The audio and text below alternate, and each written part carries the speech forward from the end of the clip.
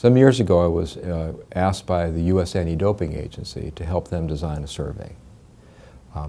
It was directed at children and adolescents, at their parents, at their coaches, and at the general public. And the goal of the survey was to gain some insights into how those groups felt about sport and what the values were in sport and what the values in sport ought to be. And one set of questions had to do with what are the greatest threats to the future of sport.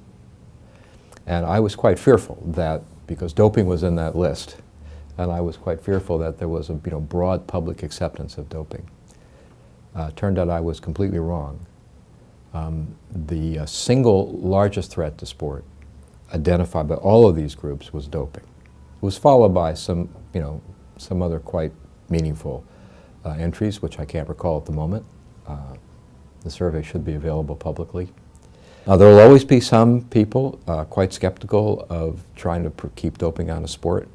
You'll find many philosophers who will take that point of view. You'll find people in the general public who are very skeptical. And you'll find some author writers, including sports writers, who know athletes well and are also quite skeptical of that.